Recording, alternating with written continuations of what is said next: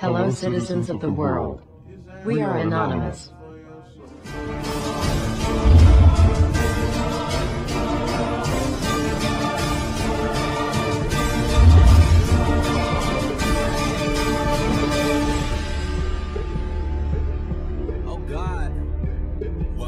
Dear brothers and sisters, now is the time to open your eyes.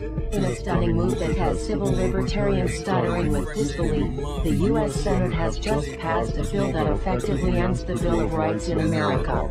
The National Defense Authorization Act is being called the most traitorous act ever witnessed in the Senate, and the language of the bill is cleverly designed to make you think it doesn't apply to Americans. But toward the end of the bill, it essentially says it can apply to Americans if we want it to. Bill summary and status: 112th Congress, 2011 to 2012, F 1867. Latest title: National Defense Authorization Act 4. This bill, passed late last night in a 93-7 vote, declares the entire USA to be a battleground upon which U.S. military forces can operate with impunity, overriding positive commentators and granting military the unchecked power to arrest, detain, interrogate and even assassinate U.S. citizens with impunity. Even Wired magazine was outraged at this bill, reporting, Senate wants the military to lock you up without trial. The detention mandate to use indefinite military detention in terrorism cases isn't limited to foreigners. It's confusing, because two different sections of the bill seem to contradict each other.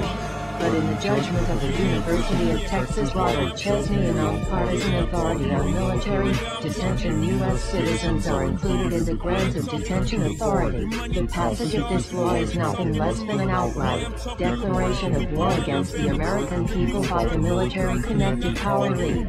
If this is signed into law, it will shred the remaining tenets of the Bill of Rights and unleash upon America a total military dictatorship, complete with secret arrests, secret prisons, unlawful interrogations, indefinite detainment without ever being charged with a crime, the torture of Americans and even the legitimate assassination of U.S. citizens right here on American soil. If you have not yet woken up to the reality of the police state we've been warning you about, I hope you realize we are fast running out of time.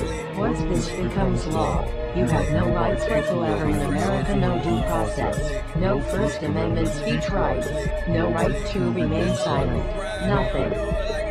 The U.S. Senate does not want us to speak.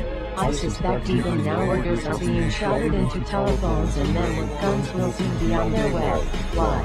Because while the children may be used in the conversation, words will always retain their power. Words offer the means to meaning for those who will listen, the enunciation of truth. And the truth is, there is something terribly wrong with this country, isn't there?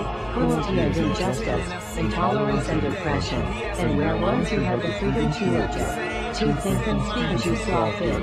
You now have censors and systems of surveillance coercing your conformity and soliciting your submission. How did this happen? Who's to blame? Well, certainly there are those who are more responsible than others, and they will be held accountable. But again, truth be told, if you're looking for the guilty, you need only look into a mirror. I know why you did it. I know you were afraid. Who wouldn't be? War, terror, disease. There were a myriad of problems which conspired to corrupt your reason and rob you of your common sense. Feared by the best of you and in your panic, you turned to the now president in command for LAWLLL. He promised you order. He promised you peace. And all he demanded in return was your silent, obedient consent. More than 400 years ago, a great citizen wished to embed the 5th of November forever in our memory. His hope was to remind the world that fairness, justice, and freedom are more than words, they are perspectives. So if you've seen nothing, if the crimes of this government remain unknown to you, then I would suggest that you allow the 5th of November to pass unmarked. But if you see what I see, if you feel as I feel, and if you will see as I see, then I ask you to stand beside one another. 1 year from November 5th, 2011, outside the gates of every courthouse of every city demanding our rights. Together we stand against the injustice of our own government. We are anonymous. We are legion. United as one. divided by 0. We do not forgive censorship. We do not forget oppression. U.S. Senate. Expect us.